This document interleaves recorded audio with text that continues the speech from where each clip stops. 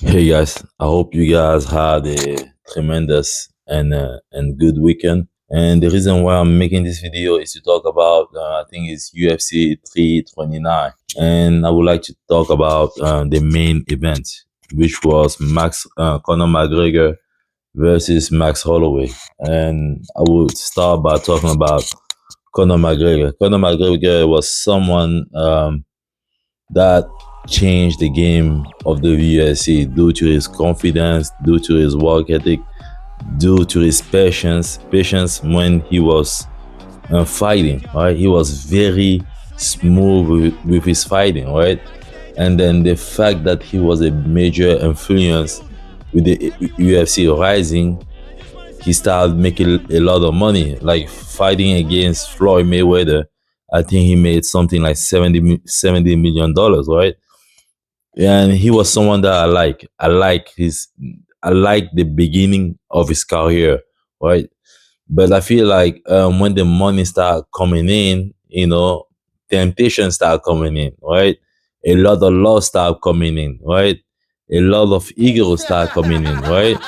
And then he started losing more and more fights. And then he took a break from the UFC, and he was enjoying his life, right? He was enjoying his life.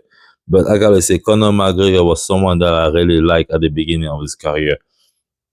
Then, yeah, he faced a lot of allegation, a lot of truth, a lot of lies, and then he knew that he took some by choice, and then he felt like he was in hell. He felt like Conor McGregor felt like he was in hell, and the only person that saved him, I believe, was God, was Jesus, right?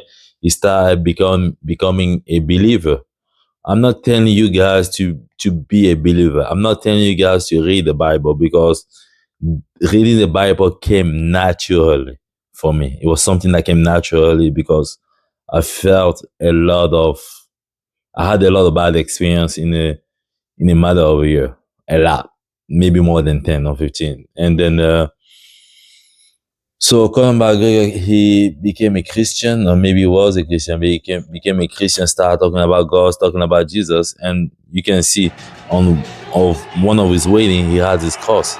And also Max Holloway believe in Jesus. Both of them believe in Jesus. Both of them have faith, right? But let's say that you feel like you're a changed person.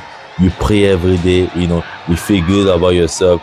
You're trying to get away from all this sin, from all this temptation, because you know what it has done to your life, and you know that where you are, you won't be there without God, right?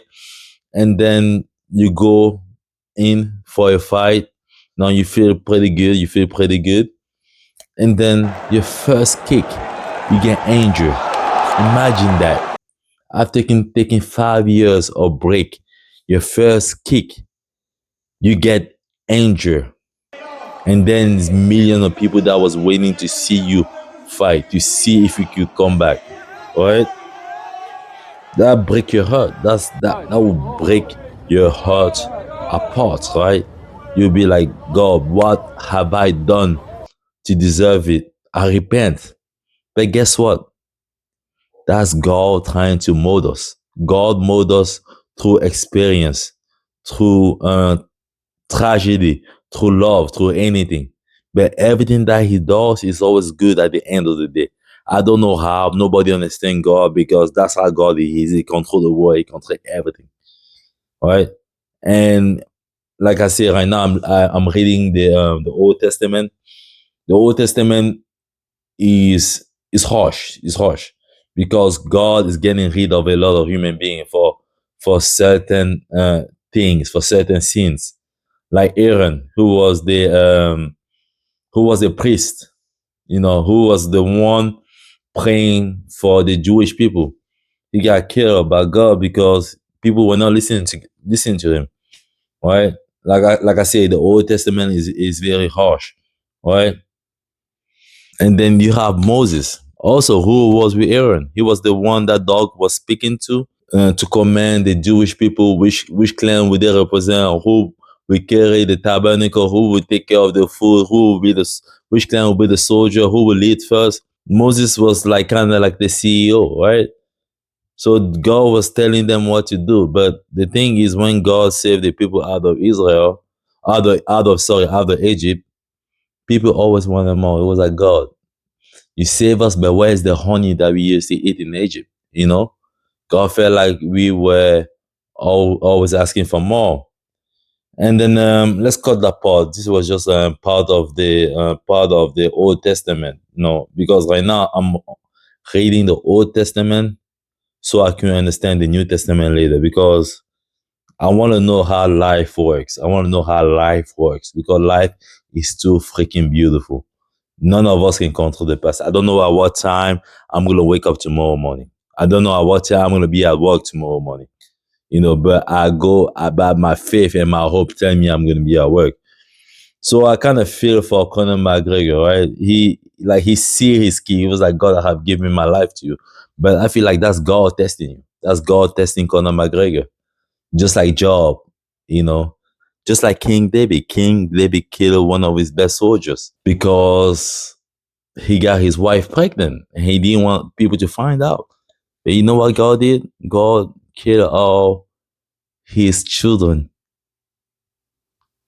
He made him go through pain. I want to test your faith. God tests us through emotion because he wants to know how close are we to him. That's why God has created emotion so we can communicate with him. And then at the end of the day, when you listen to him, he will end up multiplying what you have 3,000 times.